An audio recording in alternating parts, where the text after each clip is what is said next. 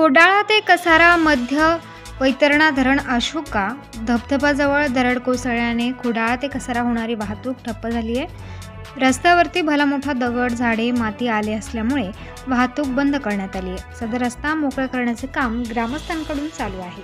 प्रतिनिधी रघुनाथ गांगुर्डे, मोखाडा, पालघर।